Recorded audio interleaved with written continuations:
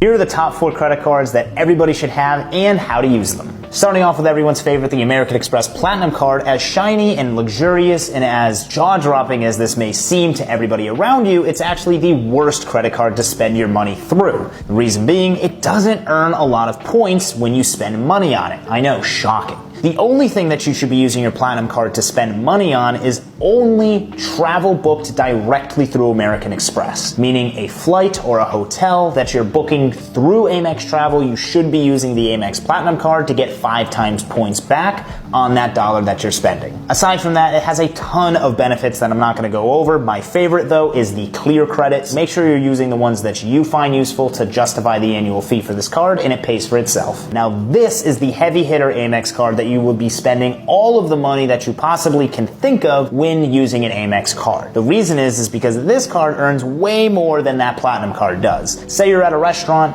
and you spend $1,000, this card is going to earn you 4 times more points than that Amex Platinum Card. And the same thing goes at grocery stores. This is the bona fide card you should be using to pretty much buy anything food related. And what's great is that the points that you're earning on this card shares with the Amex Platinum Card, meaning it's all going to the same bucket that you can use for all sorts of travel rewards when it comes time for you to go somewhere cool. This card does come with a $250 annual fee, and I recommend just using that Uber credit as well as the Grubhub credit that you get every single month to help justify paying that annual fee. Other than that, it certainly pays for itself with all the other benefits it gives you on those points back that it gives you on the dollar spent. We have the Chase Sapphire Reserve. This is one of my favorite new credit cards because I recently upgraded from the Preferred over to the Reserve. This card does come with a $550 annual fee, but it has a $300 travel credit that is the easiest credit you could possibly think of to use because you just have to buy anything travel related and you'll get an immediate statement credit on your next billing cycle, making the annual fee effectively $250, and it also gives you all these lounge access and priority pass that's better than the Platinum Card. So really, this credit card is a complement to the rest of the cards that you have in your lineup. But how do you spend on it? The only things that you should be spending on using this Sapphire Reserve is going to be prepaid hotels that you're booking directly through Chase, as well as any rental car. The reason only hotels is because you'd actually earn 10 times points back on every dollar spent. That is ridiculous.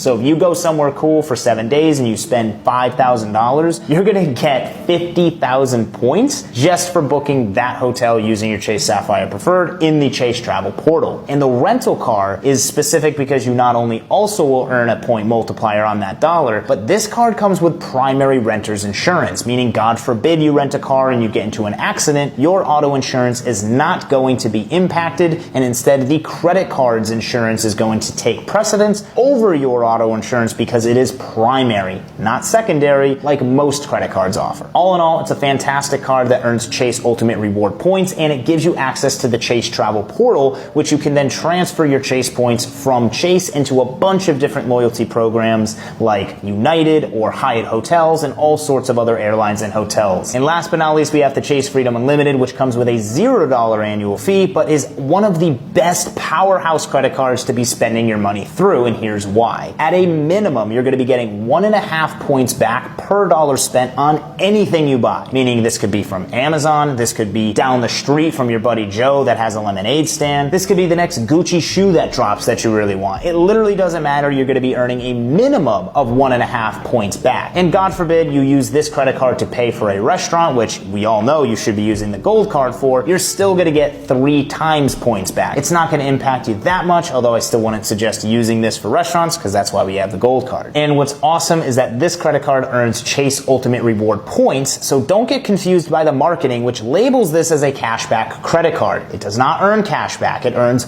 points. And the points that you earn on this card are shared with the Chase Sapphire card, meaning if you want to book yourself some experiential travel and take advantage of all those point transfer and loyalty programs that I was talking about with the Reserve card, this credit card helps you get there. Amex Platinum only book flights or hotels directly through Amex Travel, and you can use it for the lounge access and other benefits. And the Gold Card you can be spending at restaurants and grocery stores to earn 4 times points back, as well as the other benefits that card gives you. Third, the Chase Sapphire Reserve can be used to book rental cars or prepaid hotels directly through Chase Travel to get that 10 times point multiplier back, as well as the other benefits that card gives you for that $550 annual fee. And lastly, the Chase Freedom Unlimited is going to be your powerhouse everyday spender. You will likely be using that credit card way more than you ever thought you did, but between myself and my brother, we are using either the Chase Freedom Unlimited or the Amex Gold to buy almost everything outside of specific travel expenses, in which case we use the Reserve or the Platinum card. This concludes your Credit Brothers credit tutorial. Let me know in the comments below which of these cards you have and which ones you wish you had.